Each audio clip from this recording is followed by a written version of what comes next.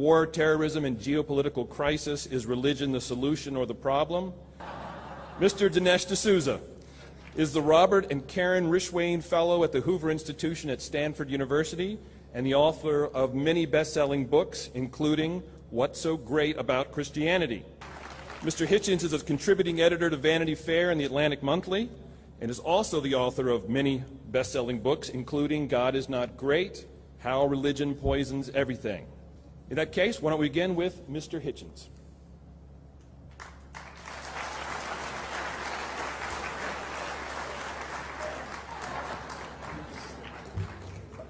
Sorry, I wasn't ready. I thought I was going to go second. Listen, Dinesh and I have been around this block before, as probably some of you already know, and sometimes we discuss and debate whether or not there is a historical truth to religion. In other words, did any of this stuff ever happen? Was a Redeemer ever sent to us? If so, was his mother a virgin? If so, was she immaculately conceived? If so, what took so long?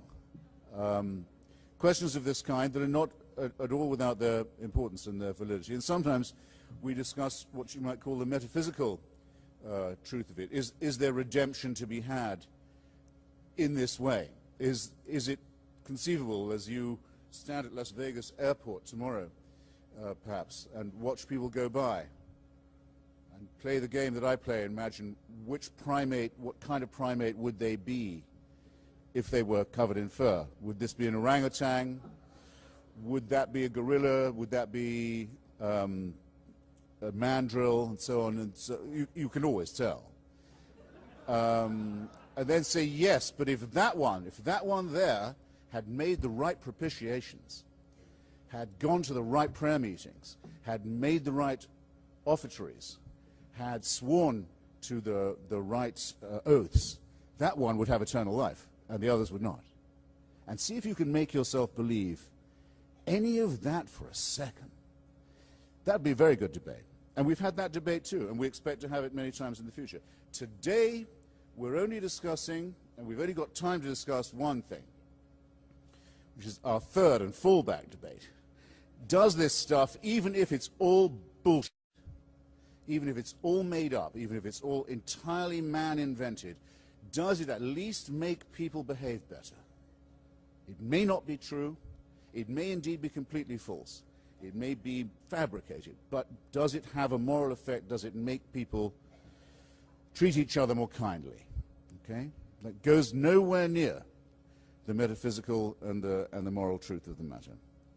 In other words, as Lady Bracknell is supposed to have said, I don't care what people do, as long as they don't in the street and frighten the horses.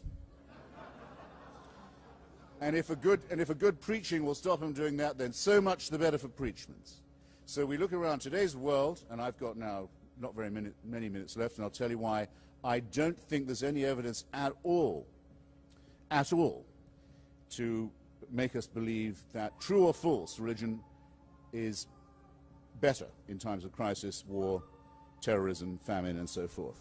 And I'll start self-critically, if I may. There was a time when, as a secularist, atheist, socialist, I was not a close friend, but a bit of a friend of Robert Mugabe. He was then the leader of a guerrilla movement in what was then southern Rhodesia, a British-ruled white settler colony in South Central Africa, had been part of the Central African Federation. He was trying to lead a movement to overthrow white settler colonial rule. I was somewhat on his side. I used to go and interview him. I would introduce him to other journalists. I would write articles that I somewhat blush to remember now in his favor. And I know why I was doing it. I know what I was doing. But you can perhaps picture, having read the papers recently, the embarrassment I would now be feeling at having recommended this guy. And I was looking at the records and the reports from Zimbabwe, as it's now called. Have been doing this all year. I feel I'm obliged to do it. I've been back a few times too, and seeing how absolutely hellish he's made the life of his people. And I was looking at the record of the Bishop of Bulawayo, the second city of Zimbabwe after Harare, the Catholic bishop, Pius Nkube, who had made a very brave stand against Robert Mugabe, who is, as you know, himself a very believing Catholic and who has twice been allowed into Europe, in spite of the European Union's ban on his presence on European soil, because the Vatican keeps on inviting and allowing Robert Mugabe to come to Western Europe, in spite of the obviously insanitary consequences of his being allowed out of his cage. And Pius Nkube, the Roman Catholic Bishop of Bulawayo, having made a very brave moral and physical resistance to this ghastly dictatorship, was recently framed up in an affair with his housekeeper. By saying he was framed up, I don't mean to say he wasn't having an affair with his housekeeper. Some of you may be relieved to know that his housekeeper was female. It's nice to have a heterosexual scandal in the Roman Catholic Church every now and then. And I dare say he didn't have to be tempted all that much. I mean to say the frame-up was the videoing of it by Robert Mugabe's secret police, the transmission of this on prime time on Zimbabwe TV, the ghastliness of the way in which this setup was conducted. And Pius Nkube goes. The Vatican says, that's it. You're no longer the Roman Catholic Archbishop of Bulawayo. You have to go. You've gone too far. Robert Mugabe, the communicant, the daily Catholic communicant who thanks God for his electoral victory, which you may have seen recently, celebrated so warmly by his people, has not been forbidden the sacraments, hasn't been excommunicated, Now, Pius Nkube, the Bishop of Bulawayo, had an affair with his housekeeper.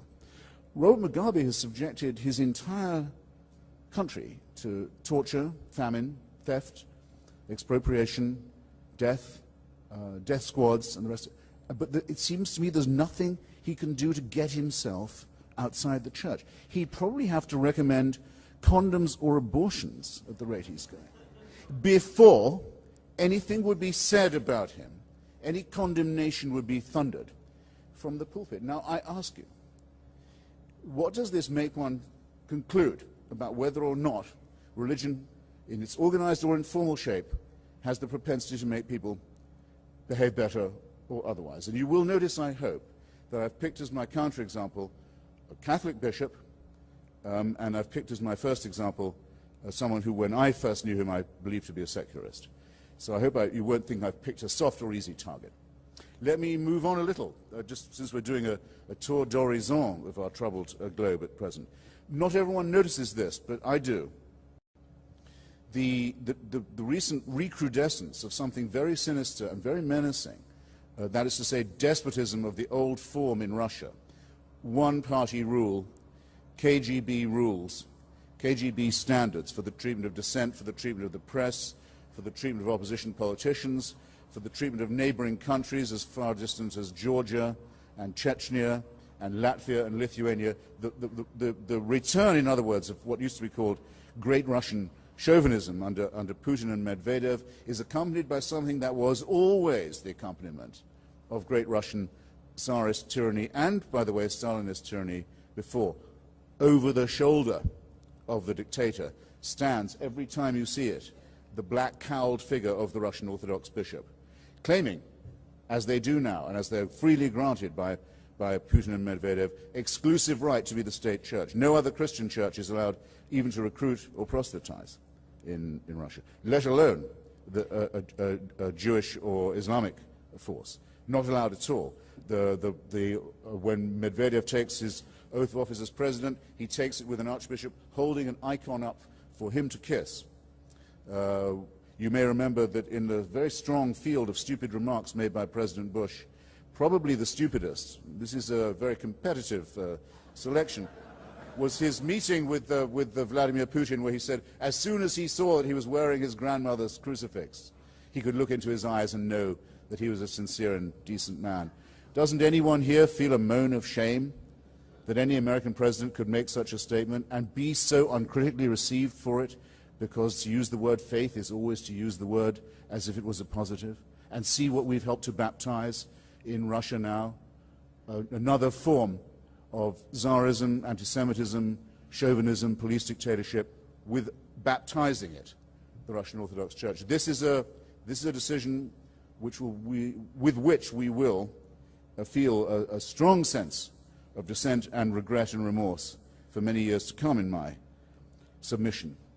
And it's impossible to imagine this new form of Russian tyranny without this Christian carapace overlaid upon it.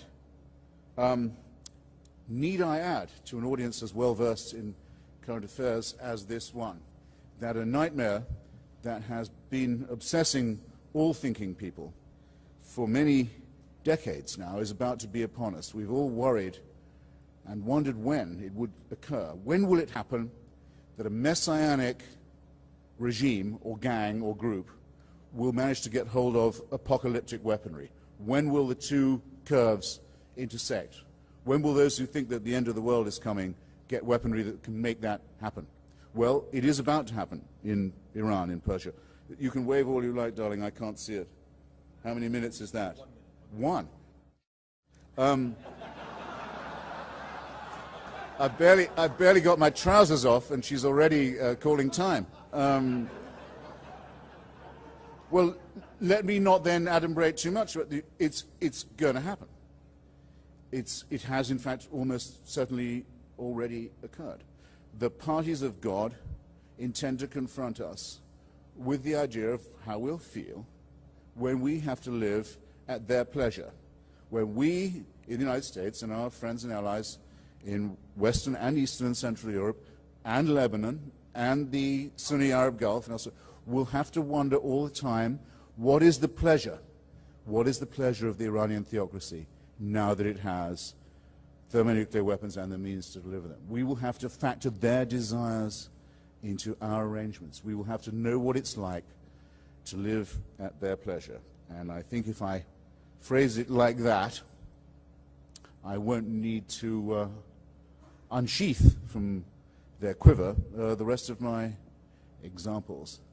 That is why I say in my book, and that's why I say in all my, that the origins of totalitarianism are theocratic, that the original totalitarian temptation, the original totalitarian proposition is that we can refer all our difficulties, all our wishes, all our desires, all our hopes, all our dreads and fears to an unalterable dictatorship, a celestial North Korea in the sky that supervises us from dawn till dusk, that subjects us to constant surveillance while we're asleep, before we are born, after we are dead, and that not until we can get rid of this diseased desire for dictatorship, this hatred of our own freedom, this wish for tyranny in our own heads, do we stand the smallest chance of emancipating ourselves, our children, our allies, our friends, our comrades, and our descendants from the horror, the hell of dictatorship and mass murder in the here and now. I rest my case. Thank you. It's for me always a much anticipated event to come back to Freedom Fest. I'm delighted to be sharing the podium with Christopher. As usual, his opening statement is very sneaky.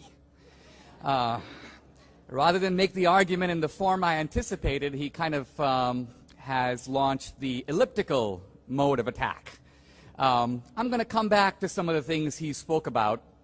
I want to address the atheist argument, you may say, in its more mainstream form. And in its more mainstream form, the kind that we see in books like God is Not Great, or The God Delusion, The End of Faith, and so on, has essentially been to say that if you look around the world, you see religion as the source of the problem. You got the Islamic crazies over there. You got the Christian nuts over here. What do these groups have in common? Well, they're fueling their fanaticism at the same holy gas station. In other words, religion is the problem. And it doesn't stop there. One of the atheist writers very cleverly described 9/11 as, quote, a faith-based initiative. And you see, I'm following here the principles of the just war. Rather than gouge the opponent, I state his argument very eloquently, even causing my opponents to applaud. Then I gracefully knock them down. Well, to return to the point at hand. The argument goes on. Look around the world. What's the source of tension, conflict, division, violence? The Israelis and the Palestinians are fighting over religion. The Shia and the Sunni in Iraq. The Catholics and the Protestants in Northern Ireland. And history tells crusades, the Inquisition, the religious wars, the witch trials. So, the argument goes, a reasonable person would conclude that we'd be a lot better off if we got God out of it, if we had a secular society. It would be a more reasonable, more scientific, more peaceful, more decent society. This is the argument I want to take on. In other words, the new atheism not at its weak point, but in some ways at its strong point. And like a lot of arguments that at the end of the day I want to argue is bogus or specious, it does contain an element of truth. When I speak on the university campus, I often tell students, when you hear an argument that's flawed, always ask, what is the grain of truth in it? Because if it didn't have a grain of truth, no one would believe it. So there is a molecule of truth in what Christopher is arguing. It is true that the Islamic radicals do what they do in the name of God. But here is where the bogus analogies set in. There is an effort here, for example, to equate Islamic radicalism over there with, say, Christianity. Now, first of all, let's ask in a very reasonable way, who is the Christian bin Laden? Where is the Christian Al-Qaeda? Where is the Christian Hamas or Hezbollah? Where is the Christian country today run along the lines of Khomeini's Iran? I don't know if you saw Christiane Amanpour's special, God's Warriors, which attempted to make this sort of analogy between Islam and Christianity. You know, the first day was Islam, and so we heard about 9/11, the Bali bombing, the London bombing, the Madrid bombing, and so on. But when it came to Christianity, it was something more like this. Here is Christiane Amanpour in the hills of Montana. Outside a trailer sits an 80-year-old man in a rocking chair. He wants to blow up the world. He's the Christian bin Laden. True, he doesn't have a dollar to his name, but be very afraid of this guy. So this is what I'm getting at. The crimes of radical Islam could not be reasonably imputed to any other religion, not Hinduism, not Buddhism, but this false equation has enabled the new atheist to get quite a bit of mileage. Now I turn to the rest of the world and I ask this question: is it really true that these conflicts around the world are driven by religion? What are the Israelis and the Palestinians fighting about? Are they fighting about God? Are the Israelis saying, you know what, we think Moses was the greater prophet? The Palestinians go, no, we're Muslims, we think it was Muhammad, and they come to blows. Is that what those guys are fighting about? No. They are in fact fighting about land. And similarly, the Hindus and the Muslims are fighting over Kashmir.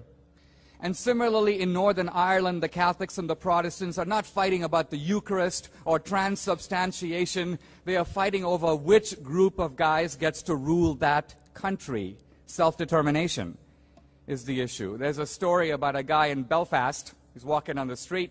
A man jumps behind him and puts a gun to his head and says, Catholic or Protestant? And the man says, actually, I'm an atheist. And the voice behind him says, Catholic atheist or Protestant atheist? And the point of the story is religion is not fundamentally what's at issue. Now, I don't want to look at history. I'll come back to that. But I do want to say that while we hear a lot of incredible crocodile tears about the crimes of religion, crimes, by the way, that are often in the very ancient past, the Crusades 1,000 years ago, the Inquisition 500 years ago. If you read Henry Kamen's multi-volume study of the Inquisition, he's the leading living scholar of the subject, he points out that the Spanish Inquisition, over a period of 350 years, killed approximately 2,000 people. 2,000 people, 350 years. I'm not a math major, but it works out to about 6 guys a year. Not exactly a world historical crime by any standard. By contrast, not only the crimes of Christianity, but even the crimes of Islam pale when you consider the crimes of atheist regimes committed not in the ancient past, but in living memory in our lifetime, and they are still going on. Incidentally, I'm not just talking about Stalin in Russia or Mao in China or even the Nazi regime in Germany. Junior League atheists like Pol Pot. He doesn't make it into the top category normally. He's not even mentioned. Well, in Indochina, in the space of 3 years, he and his Khmer Rouge regime managed to kill about 2 million people. So what I'm getting at is that when you do any kind of a reasonable comparison, and by reasonable comparison I mean if you want to hold the people who are acting in the name of God responsible for what they do in the name of God, in other words, if religion must take the blame for the crimes inflicted in the name of religion, let's be consistent and blame atheism for the crimes inflicted in the name of creating the atheist utopia and the secular paradise liberated from the shackles of traditional religion and traditional morality. So I want to make the argument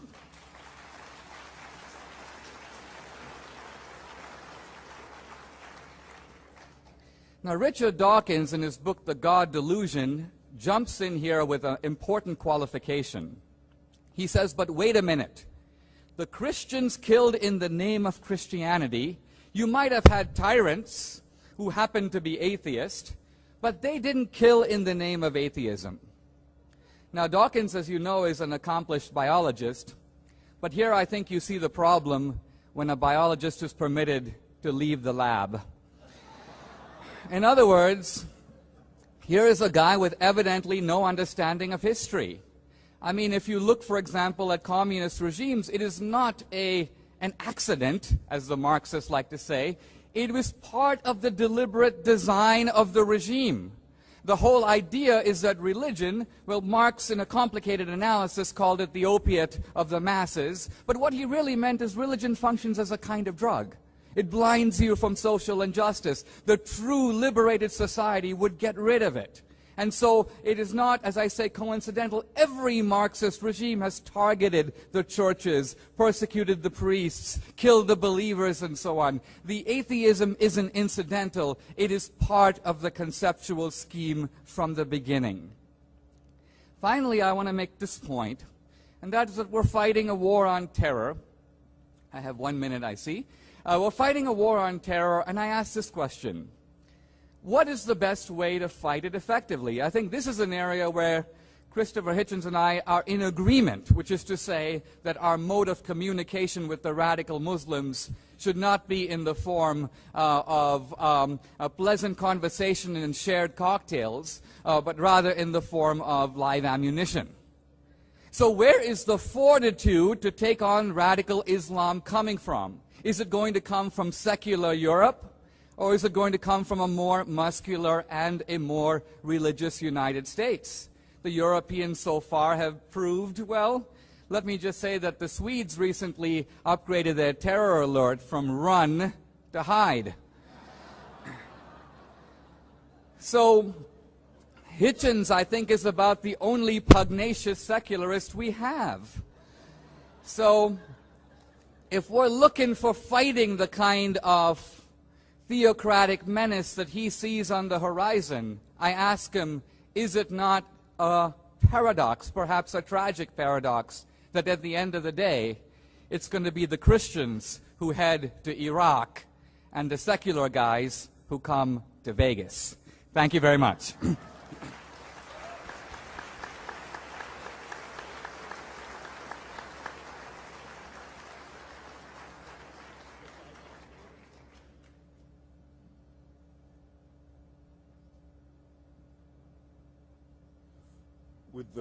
With your permission, I'll take Dinesh's points in, so to say, reverse order. The last one will be reverberating in your heads the loudest, I dare say. It was not I, the atheist, but Archbishop Rowan Williams, the head of the Anglican and Episcopalian Communion, who recently demanded that Britain adopt Sharia law, at least for its Muslim population, rather than face any more threats of terrorism or the inconveniencing of Islamic propagation and promulgation extremist ideas. Now, I regard that as not an accidental concession on the part of a spiritual leader of the West. I regard it as first, very suggestive, and second, almost inevitable. There is something, to me at any rate, I'll simply have to state it, masochistic about Christianity. It wallows in guilt. It believes its adherents to be guilty from before they were born of original sin. If someone despises it, it looks for the reason why that contempt might be justified. And it proposes the hideous, the disgusting, the contemptible, the revolting, the dangerous, the suicidal idea, which everyone in this room must teach themselves to repudiate, that we should love our enemies. This is an obscene conceit. Dr. Rowan Williams, who does the most perfect impersonation of a Welsh sheep I have ever seen, can go love his own f***ing enemies. I don't want him loving mine. I don't want him telling me that I must learn to adore the misunderstood Al-Qaeda sympathizer.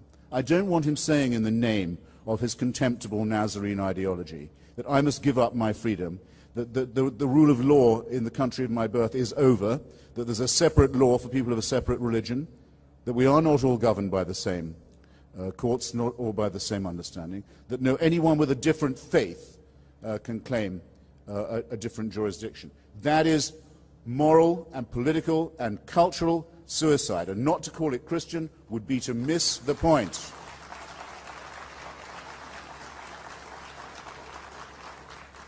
Now, there are those who say that Buddhism is not really a religion, and I know that Buddha is not considered by his fans to be exactly a god. He was born out of a slit in his mother's side, which makes me suspicious. You notice how most religions seem to think of the birth canal as a one-way street. Something they abhor about the female genitalia. It puts me on my guard. All right, let them not say it's a religion. It's faith-based to me. It stinks of that. Burma, the Burmese military dictatorship, is a Buddhist dictatorship. It stays in power by building itself bigger and bigger pagodas in its own name and asking its luckless inhabitants and subjects to identify it, the anonymous military camarilla, with the precepts of Buddhism, which include the terrible, immoral doctrines of fatalism, surrender, reincarnation, and the idea that those who suffer in this life are being punished for the sins of a previous one. Okay, some brave Buddhists also oppose this dictatorship, but on no basis that one can understand except a rivalry within a certain cult. I've been to North Korea, the most perfected, the most perfected totalitarian system, probably in the history of the world. I've actually been to all the axis of evil countries, but North Korea, as you may know, is run currently by someone who's only known as Mr. Chairman, Kim Jong-il.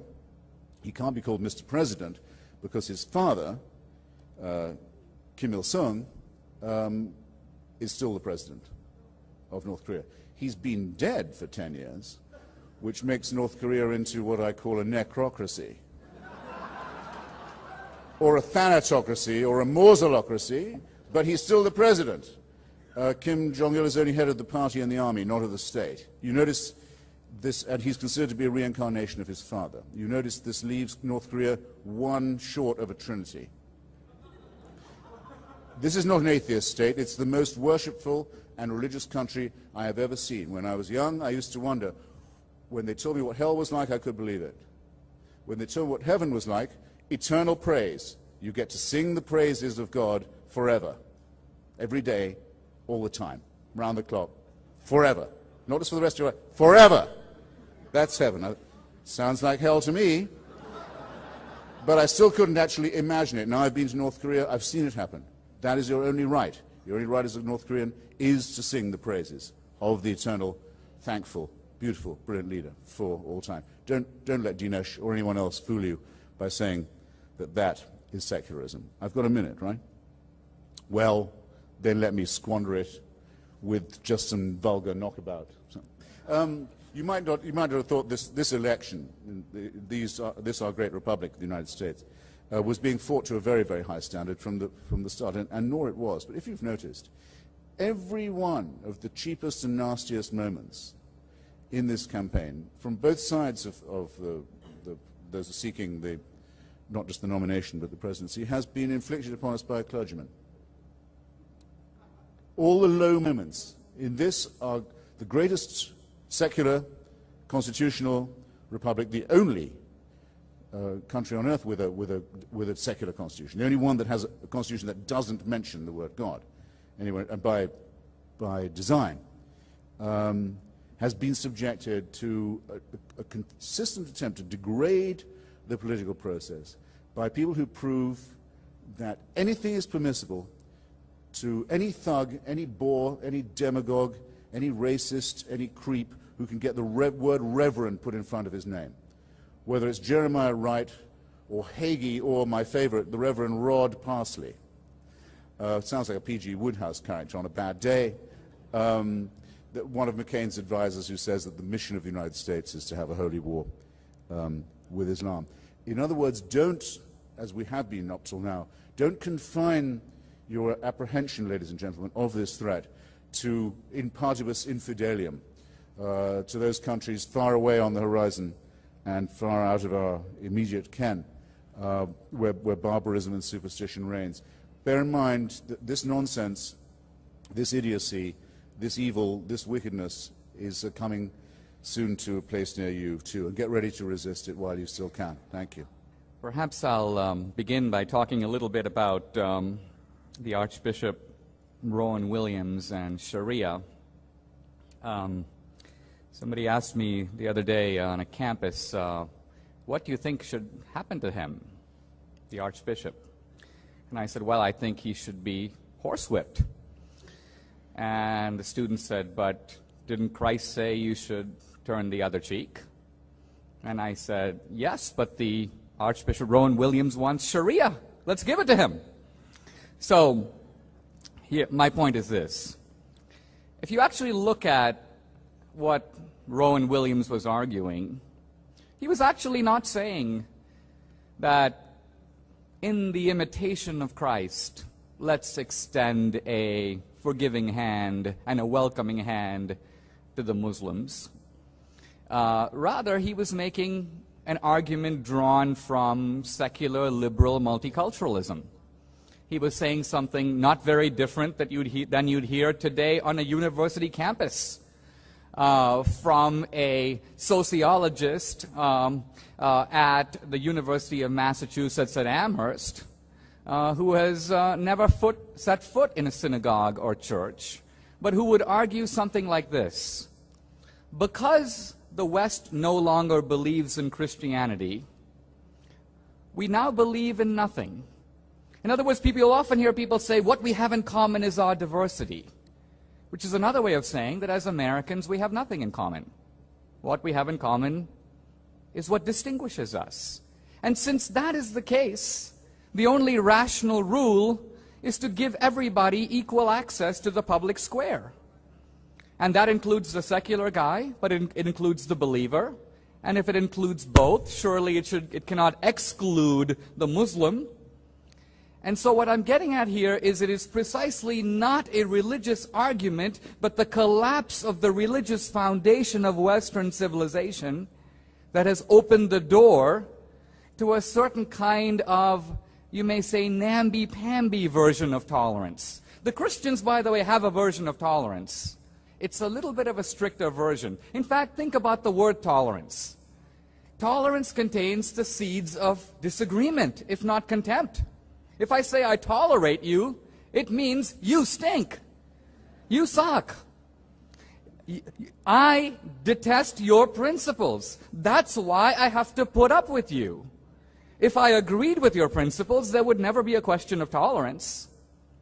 So what we have now is a subtle shift from, you might say, Christian tolerance, which retains the idea of identity and truth, and secular liberal tolerance, which dispenses with it. Now let me talk a little bit about totalitarianism.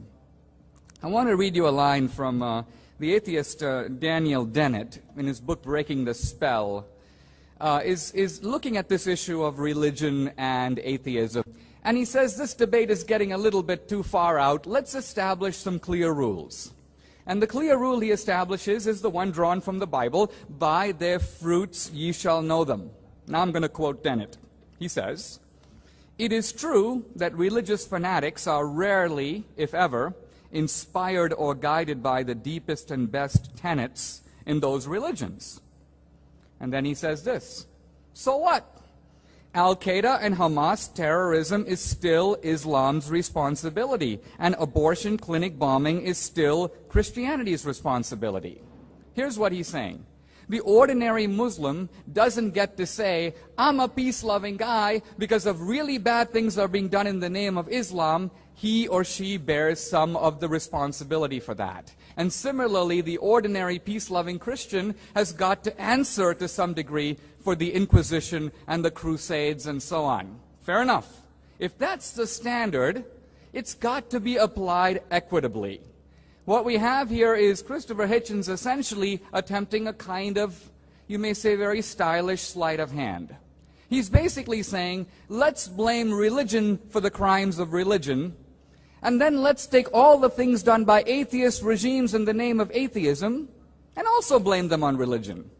Because after all, isn't it true that when you look at these atheist regimes, they kind of sort of resemble theocratic regimes? So what we're getting here ultimately, I think, is a dodge. If we're going to hold, if the ordinary Christian is responsible for what the Christians did, then the peace-loving atheist doesn't get to wriggle out from under the things that have been done in the name of creating the secular utopia. The 20th century was really an attempt to create secular utopia. It's failed miserably. So the one great experiment of secularism, of creating the religion-free society, has been terrible. Now you might say, well, what about the West? What about Europe? Remember that Europe and America, even in our secular moments, are still affirming principles that are part of our Judeo-Christian legacy. This is a point to which I will soon return. Thank you very much.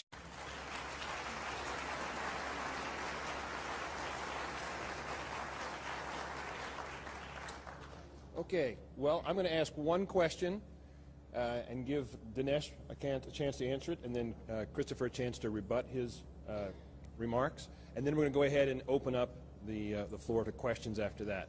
Now, this is a libertarian conference, and libertarians often argue from first principles. And so my question for Dinesh is, in your book, you claim that there is historical evidence to believe that Jesus of Nazareth lived a couple of millennia ago, that he actually performed the acts that are described in the gospel, and that even though historians would say that evidence for the life of Jesus and what he did outside of the gospel is scant. So does this evidence truly exist, and if it does, where are we to find it?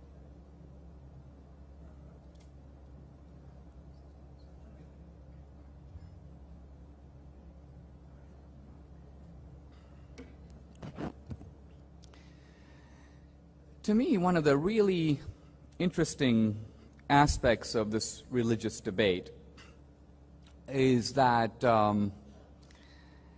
in looking at the claims of religion, Christianity in this case, we often apply a standard that we don't apply to anyone else. So, for example, in God is Not Great, Hitchens, Christopher Hitchens says, we don't even know if Christ even existed. He could have been a myth. And your question returns to that point. Now let me answer that question in a little different way. How do we know that Socrates existed? You can't go into a philosophy classroom in America or perhaps in the world and find a serious philosopher who doubts the existence of Socrates. And yet the truth of it is, the sources for Socrates are only two, Plato and Xenophon. And both are admiring worshippers of Socrates. Both are disciples, if you will, of Socrates, and they give contradictory pictures of him. Nevertheless, it is the unanimous conclusion of the philosophy departments of America that Socrates was a real guy. He really did walk the streets of Athens. Now, how do we know that Alexander the Great existed? My point is, when you look at the sources for the ancient world, in almost every case they are extremely scanty. The sources are very often dated to hundreds of years after the events that were described, and yet the historical assumption is we believe it to be true unless we have strong evidence to the contrary. If someone is digging up ancient archaeological remains in Egypt, you find the tomb of Tutankhamun with some writing on it, you believe that this is authentic unless you have reason to believe that somebody forged it. Only when it comes to Christianity, by the way, when you look at the gospel manuscripts, they are multiple. There are actually hundreds and hundreds of the reliability and authenticity of biblical manuscripts is far greater than any other document in the ancient world. The sources for the historicity of Christ are not limited to the four Gospels. There are Jewish sources, Josephus. There are Greek sources. There are Roman sources. At one point, Tacitus, no admirer of Christianity, says there's a big hubbub going on somewhere in the outskirts of the empire. This crazy guy named Christus is causing the ruckus. Fortunately, the guy was crucified before he caused too much trouble. I'm saying this is the kind of evidence that in any other case would be, without a blink, accepted as legitimate. But because it is Christianity, the academic prejudice kicks in, the bar is lifted, and a different standard or compass is being applied. Notice I'm making no argument based on the Bible or Revelation. I'm simply calling for an even-handed application of scholarly and historical evidence. Now I'll consider very briefly the resurrection, which is the central miracle of Christianity. Here's the interesting historical fact. Christ is crucified.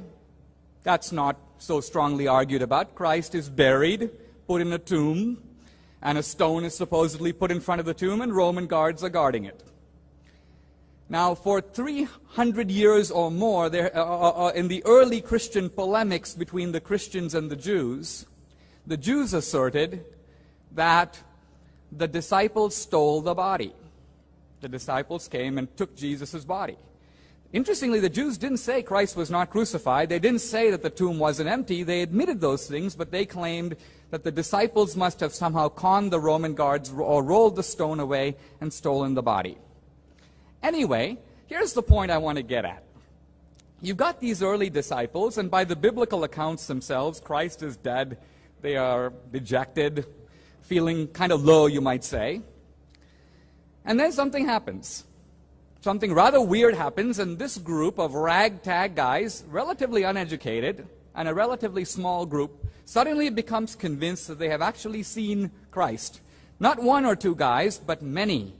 And at one point, Paul refers to 500 witnesses, many of whom are still alive, although some, he says, have passed away. He's writing, by the way, within the 30 to 40 years after Christ. In other words, at a time when many people, if they disagreed with him, could have stood up and contested his account. Here's the point I'm getting at. These Christians then launched the largest conversion wave ever known to history. The only competition would perhaps be the spread of Islam in the desert 700 years later. But nevertheless, the Christians go from about 50 at the time of Christ's death to really a majority in the Roman Empire. The majority of Roman citizens were Christian before Constantine converted in the 4th century. Now you might say, well, maybe they just believed a lie. But then you've got to remember that the Romans put many of these people to death for what they believed, raising an interesting question. Someone can believe a lie, or even wish for a lie, but why would someone die for a lie? Now you might say, well, the Muslims do. They want the 72 virgins in heaven. They're dying for a lie, but they don't know it's a lie. They're going to wake up in heaven and say, wait a minute, it's hot in here.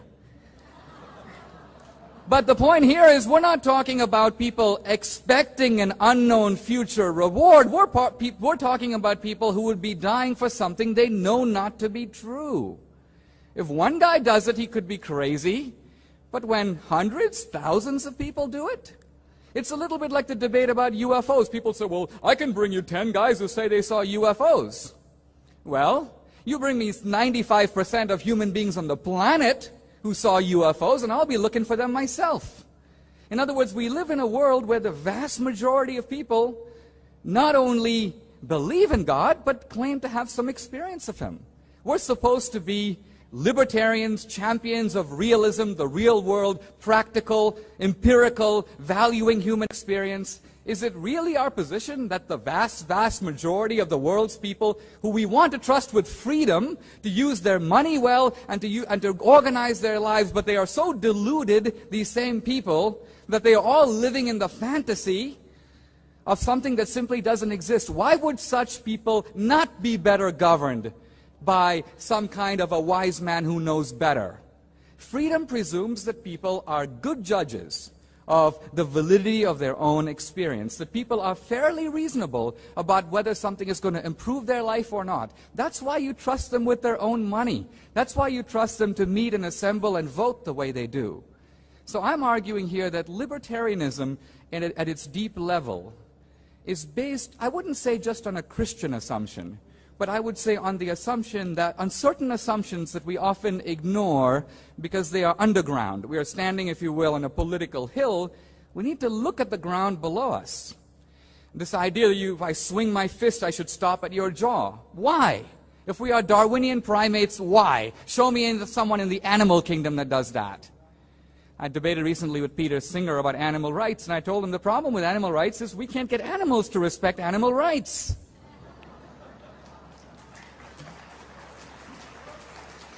I'm out of time. Thank you very much.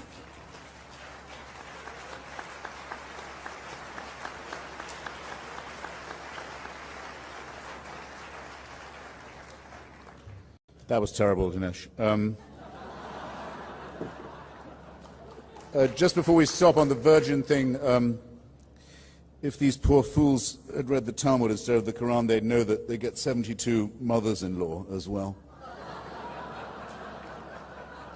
Look, Dinesh is correct in saying that in my book I say that there's no reason at all to believe that the so-called Jesus of Nazareth ever existed, but here's what I say about Socrates.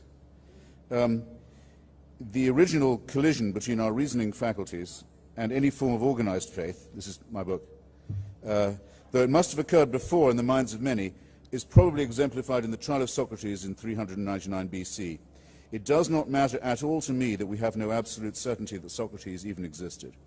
The records of his life and his words are second-hand, almost but not quite as much as are the books of the Jewish and Christian Bible and the hadiths of Islam. Philosophy, however, has no need of such demonstrations because it does not deal in revealed wisdom. Now, as it happens, we do have some very good descriptions of the life of Socrates that make his existence to me plausible, but it doesn't matter to me at all whether he was real or not. What matters is that someone advanced his method of reasoning, his testing of evidence against experience, his commitment to a certain kind of dialectical honesty, and that if it hadn't been him, it would have been someone else. So that's what's precious to me. And that he never said, you've got to believe in everything I say, or go to hell or heaven. Because, and here's why you've got to agree with me, because my mother never went to bed with anybody. And that proves the truth of what I say. Or by the way, I must have looked very dead when they took me down from the cross, but I didn't die. And that proves my point. I'm willing to grant it all. I'm willing to grant the Immaculate Conception first, then the virgin birth, then the resurrection, and the Annunciation and the Assumption. I'm willing to grant all of it. It doesn't prove the truth of the proposition that you should take no thought for the morrow. The central doctrine of Jesus of Nazareth. Take no thought for the morrow. No investment, no thrift, no care for your children, that you should abandon your family, not worry about construction, about investment, about anything. Just follow me. A ridiculous and immoral proposition that, as C.S. Lewis so cleverly, and I must say for him, very honestly puts it, means that the man must either have been a maniac, a sick man, an evil man, or he must have believed that the world was coming immediately to an end, and that he was commanded to announce this fact to the deluded Bronze Age inhabitants of Palestine. Because if he didn't believe that, and if he didn't believe he was divinely mandated, then his words would not have been inaccurate or false, they would have been wicked. That's what you have to be talking about. Now, there is, on the historicity point, there are only two reasons, I think, to suppose that there may have been the figure of some kind of deluded rabbi present at that time. The first is the fakery of the story. The fakery itself proves something. The prophecy says this man must be born in the house of David, of David's line in David's town. It means he must be born in Bethlehem. Jesus of Nazareth is well known to have been born in Nazareth. In order to get him to Bethlehem, a huge fabrication has to be undertaken. A census is proposed by Caesar Augustus. No such census ever took place. The people of the region were not required to go back to their hometown to be registered. That's never happened. Quirinius was not governor of Syria in that year, as the Gospels say. None of the story of the Nativity is true in any detail, and not one of the Gospels agrees with each other on this fabrication. But the fabrication itself suggests something. If they were simply going to make up the whole thing, and there'd never been any such person, then why not just have him born in Bethlehem right there and leave out the Nazarene business? So the very falsity of it, the very fanatical attempt to make it come right, suggests that, yes, there may have been a charismatic, deluded individual wandering around at that time. But which is most impressive to you? The fantastic fabrications, the unbelievably inane and inarticulate preachments, or the inconsistencies in the story?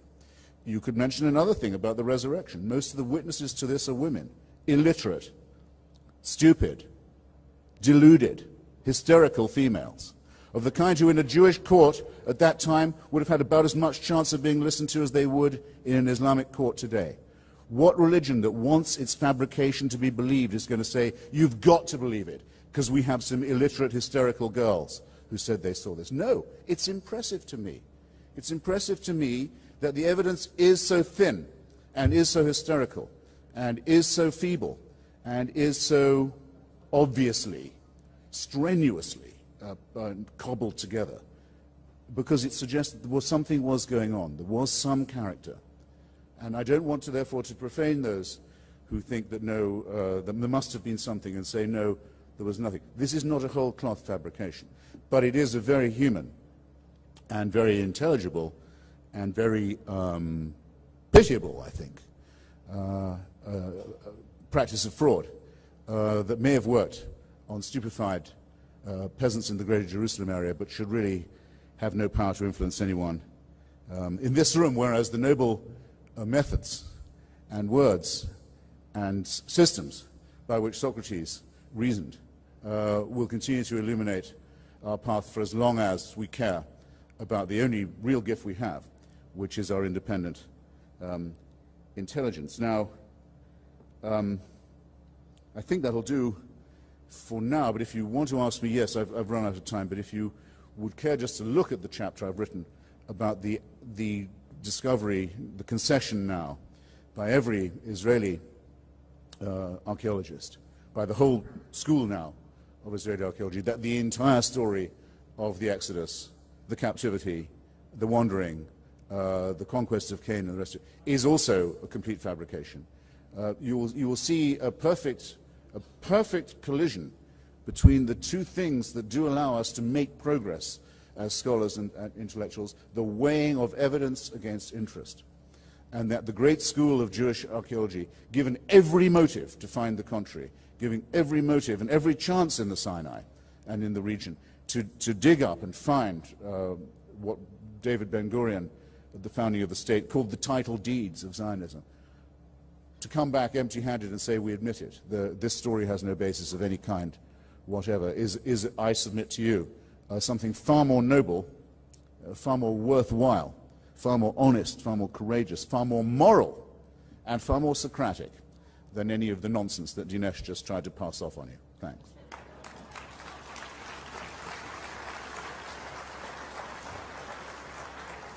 All right. Dinesh has asked for 2 minutes to rebut Christopher, so then Christopher, I'll give you 2 minutes to rebut Dinesh, and then we'll go straight to questions.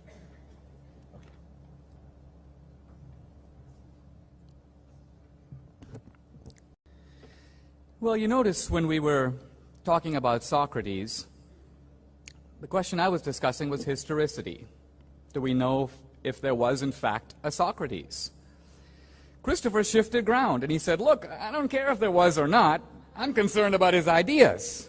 He shifted, you may say, from historical evidence to the value of his philosophy. But we weren't discussing the value of Socrates' philosophy. It would be a bit like if we were debating here, and I think you might have had a debate earlier, did Shakespeare write those plays? An historical question. You can say, well, we can enjoy Cymbeline without whether he did or not. That's a separate question. Either he wrote them or he didn't, and that's what history is aimed at investigating. Now, the Bible. Look, I want to argue here that when you look at this stuff, and I know earlier you debated Islam and so on, and it's very common in this situation to have people, usually secular guys, do something that is rather surprising of them, which is they behave exactly like, you might say, the most ignorant fundamentalist. And by that I mean they read the Bible in the most narrow, literal way they can. Now you might say, well, there are some Christians who do that. Yeah, but most of them are uneducated. The atheists who do it are well-educated and should know better. And so, for example, in looking at a passage in Scripture, or even in the Qur'an, the intelligent question isn't to ask, well, if I read it out loud and read nothing else, what will it say to me 2,000 years later?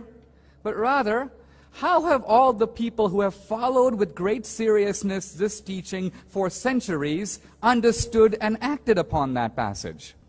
So, for example, I know it's fashionable even among conservatives. The Qur'an says, slay the infidels.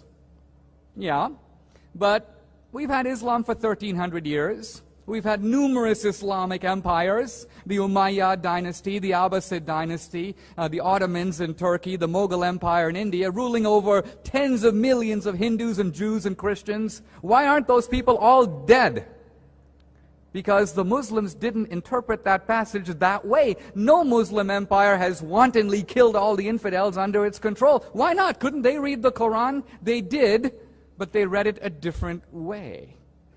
Now, Jesus, I just want to make one point, because this is really not the subject of our debate, but C.S. Lewis, I believe, was once noted that there are just a couple of people in history that when you read about them, if they walked into the room right now, we would all instantly recognize them. He said one such person is Samuel Johnson, that Boswell's account is so vivid that if Samuel Johnson walked in right here, we'd know right away it's Johnson. And I would submit that's also true of Jesus. Jesus is actually not only more real, but in some ways his sayings are more memorable, more powerful than any single character in Shakespeare. Can you name a single character in Shakespeare who utters as powerfully aphoristic, memorable, and influencing statements as Christ? You can't. So here's the point. Either Christ was made up by a bunch of illiterates who apparently were unknown Shakespeares of their own time, creating a character more memorable than Hamlet, or, as Albert Einstein himself said, he said, this man of the gospel so pulsates with life that nobody who really encounters him in an open-minded, unprejudiced way will deny that there was such a man walking around. Now, you may not believe him, but it's not that difficult to believe that he existed. Okay, so it goes on getting worse. First, Dinesh says, people like me who will say that Jesus didn't maybe exist will never concede that, say, Socrates didn't. I produce my own book. I say that this is the first concession I make, but it doesn't matter because we don't say of Socrates that he had miraculous powers, that if you don't believe in what he said, you'll go to hell or heaven and so forth. There's no shift here, Dinesh, at all on my part of any kind.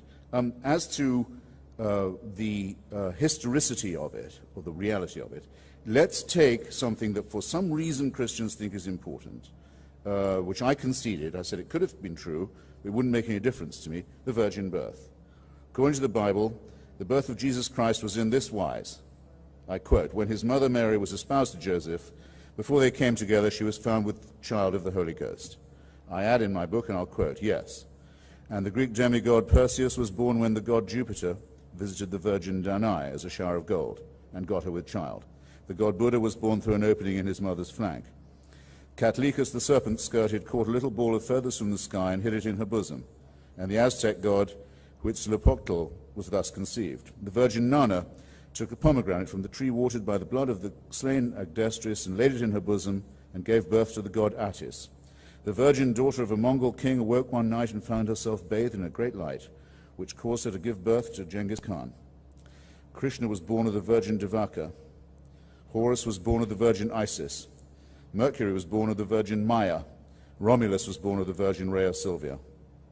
Even the Qur'an agrees that the Virgin Mary was born by an immaculate conception. By the way, the Qur'an says that Jesus was not crucified at all. The Jews crucified someone else in his place, and he never died. There's no end to the way in which this kind of thing can be fabricated, but those who say that you can just tell by the potency and pungency of the story, the memorability of it, that there must be something true about it, are simply inviting you to rely not on your thinking faculties or your intellectual capacity at all, but on straight-out credulity and on the repeated manufacture of things that appear to be part of the hard and soft wiring of legend in our mammalian primate history. Apparently, if you want to have a prophet, it's better if his mother is a virgin. You want to fabricate another one, that's what will happen. Actually, Joseph Smith, as far as I know, never made that claim. But I think Mrs. Smith was well enough known to the local newspaper reporters of the greater New York area, in which you can read up the whole history of that family, to make it rather unlikely that thing could be sold. Now, here's what Lewis actually does say, and because I'm not going to, I take so few occasions to praise C.S. Lewis, and let alone to defend him against Dinesh, that I'm going to insist on doing it properly. Here is what Lewis says. The alternative he gives you is not that of authenticity or otherwise, a Johnsonian, a Boswellian test at all. He says, if Jesus claims to be able to take your sins on himself, remember what we're talking about here, the to me revolting idea of human sacrifice, of vicarious redemption, of scapegoating, the idea that you can throw your sin on someone else and make him die and take your sin with him. The repulsive, immoral idea of vicarious redemption. I can pay your debt, brother, sister. I can. I will if I can. I could serve your sentence in prison if I was brave enough, or if it was allowed to me. Maybe. But I cannot take your responsibility from you, because it would be immoral to do so. You have no right to ask it of me. You can't shed that responsibility. The whole basis of morality requires that you face it and take it upon yourself. Nonetheless, Christianity offers the repulsive idea of vicarious redemption, and Lewis faces it, and this is what he says. He says, now, unless the speaker who offers that is God, this is really so preposterous as to be comic. We can all understand how a man forgives offenses against himself. You tread on my toes, I forgive you. You steal my money, I forgive you. But what should we make of a man, himself unrobbed and untrodden upon, who announced that he forgave you for treading on other men's toes and stealing other men's money? Asinine fatuity is the kindest description we should give of his conduct. This is Lewis. Yet this is what Jesus did.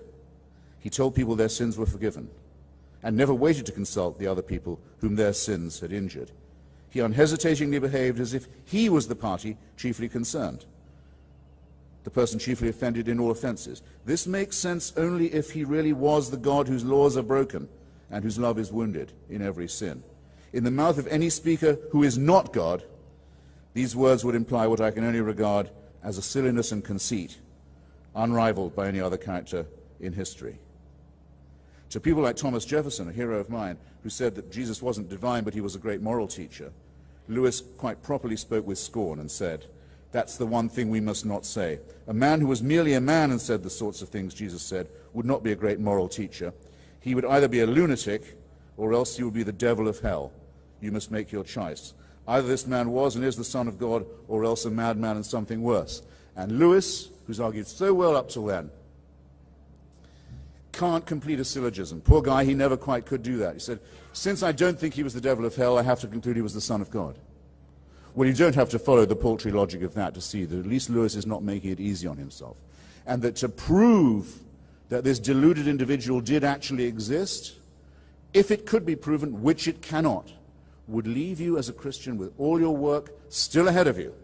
And you'd still have to face my objection, brilliantly phrased by Lewis, that the teachings of Christianity, from vicarious redemption to the love of enemies, no thought for the morrow need be taken, that no thrift or care or family or society or solidarity is necessary, that these are immoral teachings that have done and continue to inflict untold moral and physical harm on our species. And until we outgrow this nonsense, we have no chance of emancipating ourselves.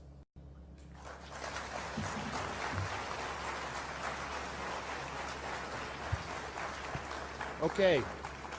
We're running out of time. We'll start the questions. Go right ahead. Oh, thanks, Mr. Moderator. My name is Patrick Boylan, and I'm an Irish Catholic Jew, if there ever is such a thing, who was born in a Muslim country, and I've listened to both Mr. D'Souza and Mr. Hitchens.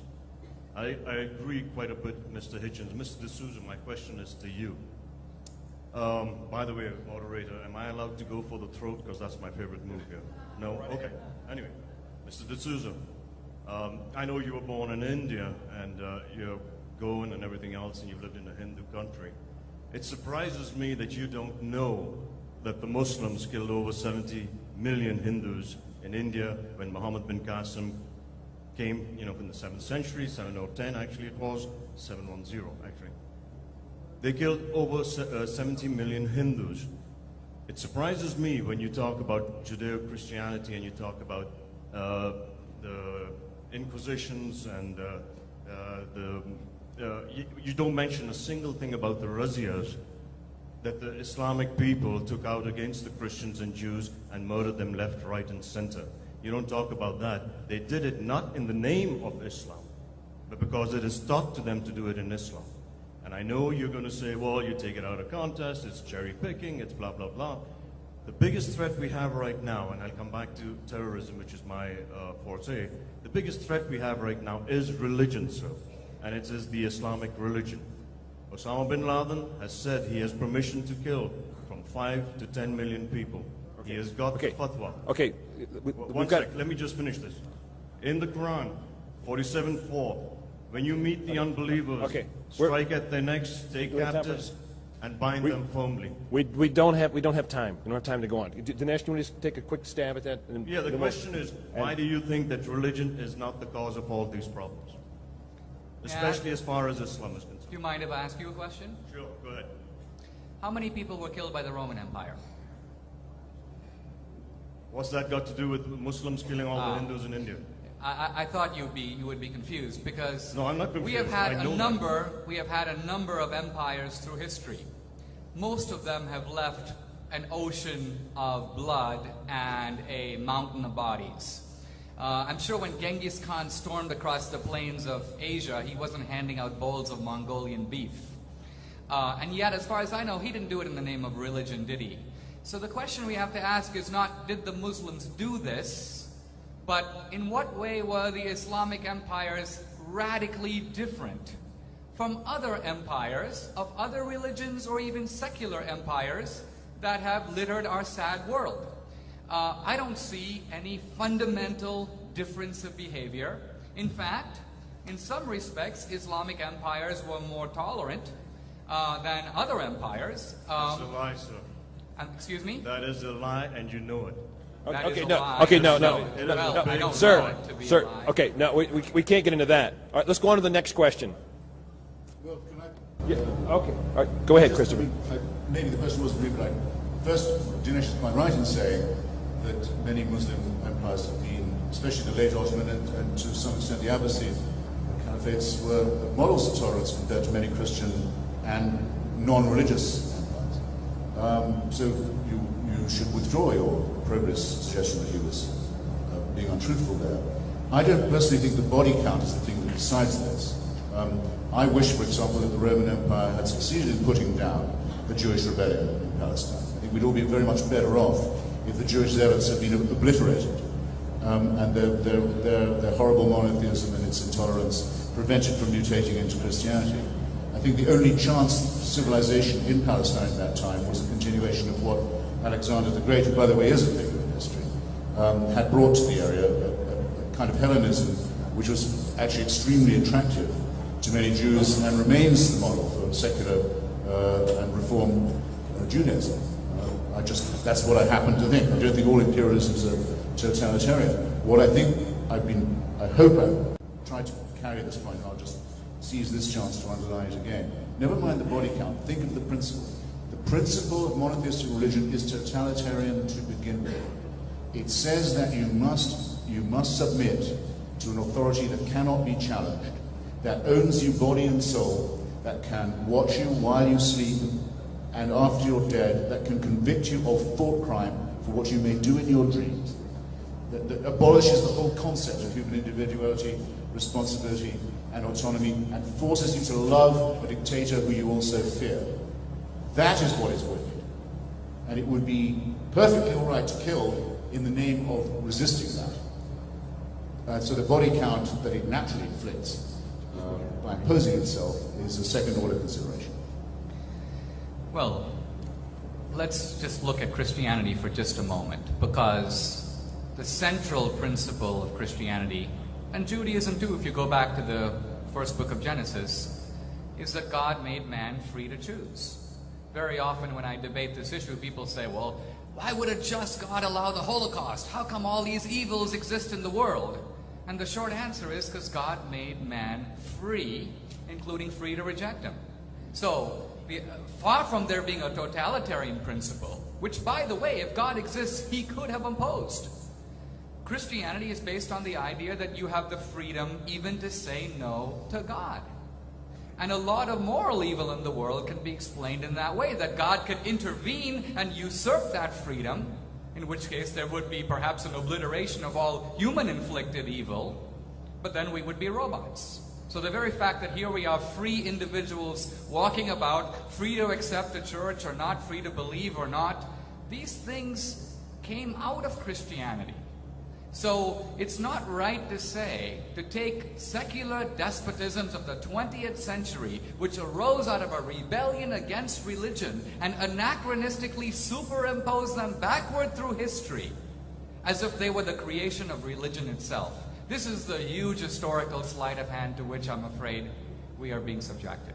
You see how totalitarianism, you see how the habits of totalitarian thought will rot a brain even as fine as that of my friend Dinesh. He says to you, be grateful to Big Brother, be grateful to Big Brother. He's allowed you the right to dissent.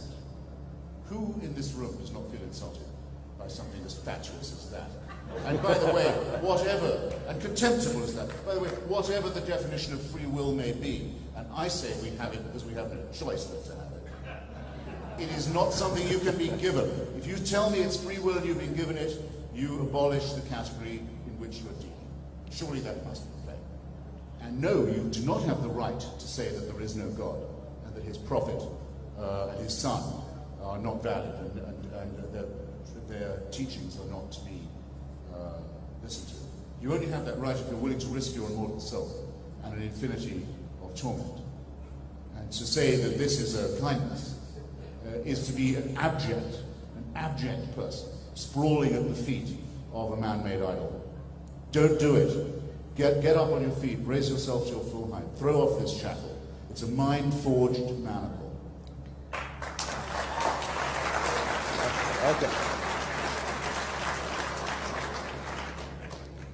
The laws of physics are completely deterministic. In other words, if we live in a universe that's purely physical and driven by physical laws, it's very difficult to see where free will comes from. If we are evolved primates and in a certain profound way indistinguishable or on a natural continuum from other creatures that are the product of instinct and natural forces, not having the will to say, this is not right, or I shouldn't have done that. You can never say of a stone, you shouldn't have rolled down the hill. You can never say to a cheetah, you shouldn't have run after that rabbit. So we human beings, there's a certain little bit of an ontological leap here. We're assuming within ourselves a capacity possessed by no other object in the universe. What is the source of this? That's worth at least a moment's reflection. Okay, next question, please. Actually, it was Milton Friedman, not God, who made us free to choose. Mr. D'Souza, in a recent essay, you held what you call Darwinism responsible for such evils as the eugenics movement of the 20th century, genocide, and so forth. Could you articulate for us your position on evolution, on intelligent design's so-called theory?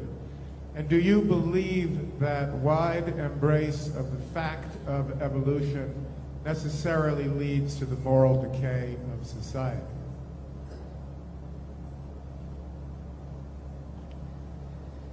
Well, my position is very simply this. I think that there is a lot of evidence for biological evolution. I defend the idea of evolution in my book. I distinguish the scientific facts about evolution with something I call metaphysical Darwinism. If you read Richard Dawkins and Daniel Dennett, you see that they're not just talking about the transition from life form A to life form B. Evolution, I think, is true as far as it goes, but it doesn't go nearly as far as these guys claim. To give you one simple example, at one point, Dawkins speculates on the possibility of the fact that we may live not in one universe, but in an infinity of universes. Then raising the question of how some universes survive. And he thinks that that could be by Darwinian evolution. In other words, natural competition among universes, in which some universes make it and others don't. Well, we are going a little far afield from what the biologists have been able to show on the ground and through the facts of physical science. When the evolutionist purports to explain everything from why men don't like to eat vegetables to why women like to ask for directions, simply by saying, hey, evolution explains it. At one point, in fact, you have contradictory explanations being given by the same set of facts. So at one point, to give you an example, Dawkins, he's talking about why the peacock likes to show its feathers. This would seem to be evolutionary, from an evolutionary point of view, a problem. Because in displaying the feathers, the peacock attracts predators that are more likely to eat the peacock. But Dawkins says, well, but maybe there is an evolutionary explanation. Maybe the peacock is trying to show off to Mrs. Peacock. So if the peacock has no feathers, hey, we can explain that by Darwin, because if it had feathers, the predator would eat it. But if the peacock has feathers, hey, Darwin comes in to explain that too, because it's a show-off mechanism to Mrs. Peacock. This is called using the same facts.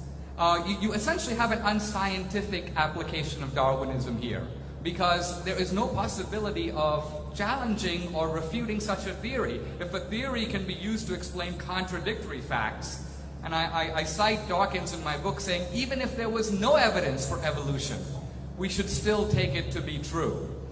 This kind of stuff, I think, would embarrass even a religious believer. Because even the religious believer doesn't say that even if God didn't exist, we should still believe in him. Even the religious believer can entertain the possibility that God may not exist, and in fact struggles with that many times. So, I distinguish evolution, the scientific theory, which I believe in, from metaphysical Darwinism, which I see as an ideological masquerade for atheism. It is an effort to try to put an atheist spin on evolutionary theory and to claim for evolution far more than it actually explains.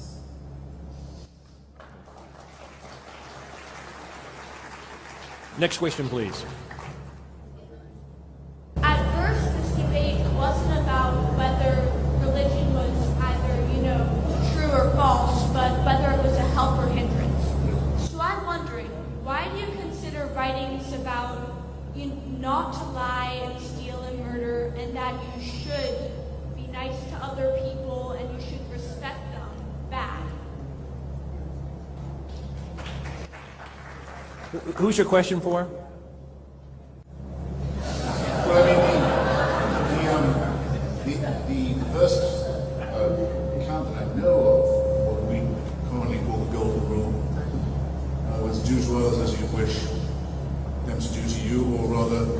sometimes phrased, was in fact phrased by the Babylonian rabbi Colston, though it has a huge element of tautology in it. It comes from the analects of Confucius. Some people say Confucianism is a religion, some say not. They say it's really very I would say it isn't. Certainly well predates any monotheism we know about. What we don't have is any evidence of any human society where theft, perjury, murder, incest, and so forth were condoned.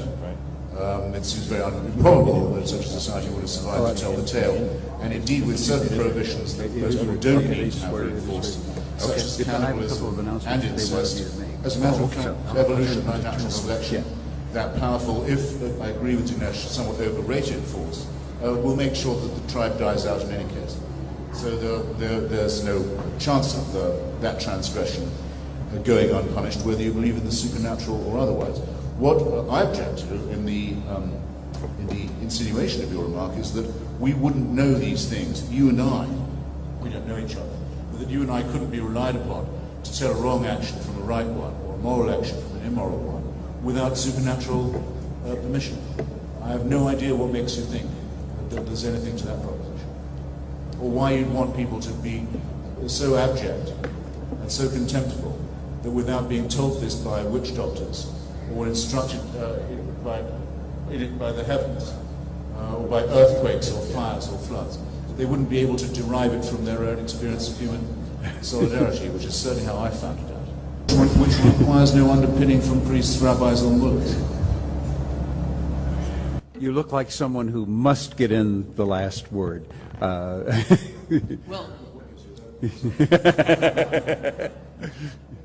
I think the argument about morality is not the fact that we couldn't be good without God. But think about it this way. If moral rules are universal, then that is something very odd. Because if we are evolved primates, driven by an impulse to survive and reproduce, it is conceivable that one group or another might have, through some set of accidents, come up with a set of rules that cut in the other direction. Think about the essence of morality. It is to militate against self-interest. If morality were congruent with self-interest, we wouldn't need it. Nobody needs to tell you to go out and make money. There's a natural drive telling you to do that. No one has to tell you to be powerful, to seek what you want. Morality is the voice that tells you against what you want to do. You're walking on the riverbank, you hear, help, help, help, I'm drowning. You're not a very good swimmer. Your natural instinct is to keep going. That guy is nothing to you. It's not your brother, it's not your wife, it's a stranger. But the little voice in your head turns on and says, you should try to help. At least put out a stick. Now what I ask is, where does this voice that has no Darwinian explanation whatsoever, call it the voice of pure altruism, it cannot be explained by reciprocal advantage or genetic kinship or any other of the elaborate theories. Animals do it. Animals do it. Well, if animals do it, that's interesting in its own right, but it doesn't mean that there's a Darwinian explanation that's been given. You've simply extended the problem further. Okay, with that, with that, we must. I'm sorry. Primates do it, many other mammals. Yeah. For the obvious reason, for the survival of the Okay. We must call this part of it to an end.